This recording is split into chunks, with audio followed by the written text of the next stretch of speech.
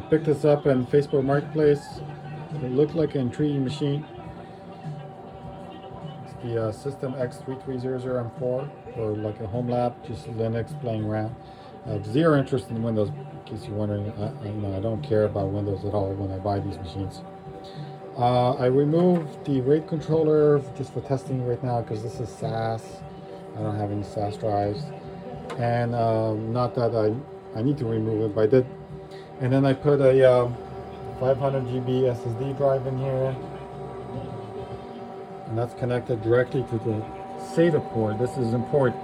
If you want to bypass your, don't connect it to here or anything like that because that's your SAS. And then initially I powered it with just the CPU that's on the motherboard. It worked fine. And then this is the expansion daughterboard. This is an upgrade card, has its own CPU and memory. Yeah, this is pretty unique.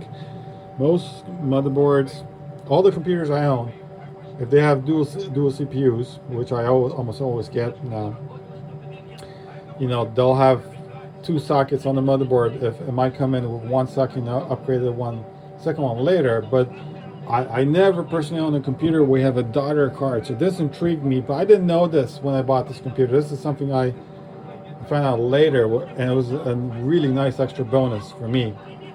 Yeah, I have Ubuntu here installed.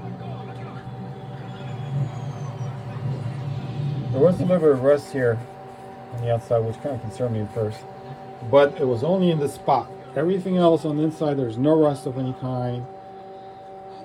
Nothing. I checked really carefully with a flashlight, looked everywhere. So I don't know why. Maybe it was in a moist environment in storage. Something along those lines. I don't know really.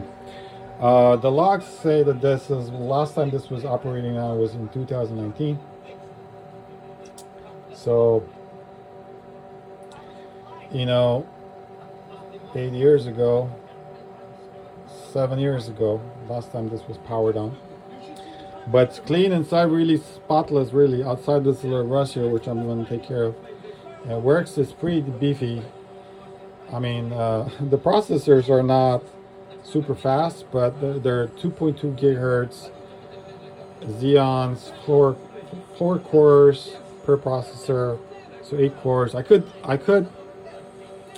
probably upgrade these, put something much more faster with more cores. But you know what? At this point, I'm just going to keep it original. I'm not going to mess with it. There's so many other workstations. I have a workstation here, I have an 80-core workstation here. So like, just for like a mess around system, I really don't need any cores or be spending any more money. Now I did buy a NVIDIA. What is it called? A K2200. It's a 4 gig card. There was $20. I just bought it, so that will upgrade the VGA and give it a nice upgrade. And so far, yeah, it's much longer. Even when you compare, this is a beast, but this one is even longer. It's deeper. I would say it's a little bit thinner maybe than the other one. That's an HP Z800. This is an IBM. I also I have my first ever computer. Another reason why I buy an IBM, it was an IBM PC Junior. I really wanted the Commodore, but my dad bought me, in his wisdom, knowing I should be zero about computers, bought me the IBM PC Junior because his friend wanted to get rid of it because it was a piece of crap. So my dad was so smart, he bought it, and I ended up with it. Oh, it was a piece of crap. It had some unique things about it, like a wireless keyboard, and but yeah, it was so limited. But anyway, I always liked IBM computers, regardless, even at work. A long time ago, I worked at Cigna in Philadelphia, and they all had IBM computers in their offices. I used to go there on the weekends to play video games on it. I secretly would sneak in, with my past, and I just play video games on my computer all day long. But anyway, beyond those interactions, it intrigued me that even like this slopey kind of like design. Also, another thing, this is all new to me.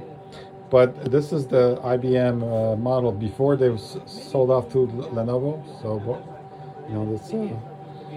Now the motherboard is still made in China because it says made in China on it. So even though this is still IBM, even at that point in 2013, which is the date I think when this was manufactured, even back then they were already made in China, you know, for cost purposes and whatnot.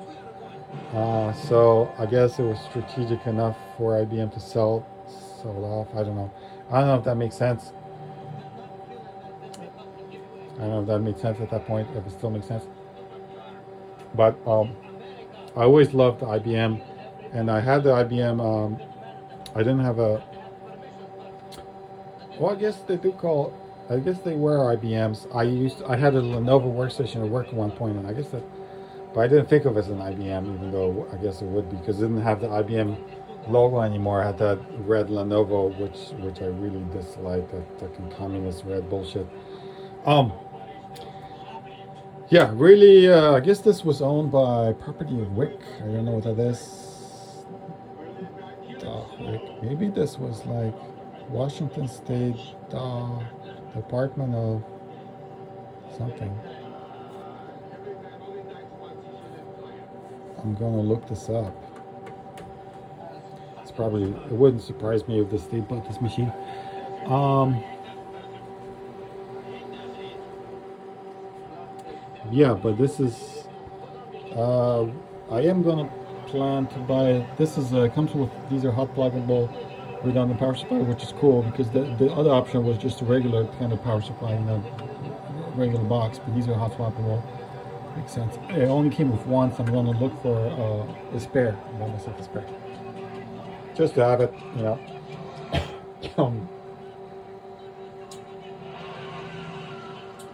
But yep, that's about it. Just want to show you guys this cool workstation. Really like it. I'll do more with it. It'll be more capable once the graphic card comes in, and I'll be doing some stuff on it. All right, cheers.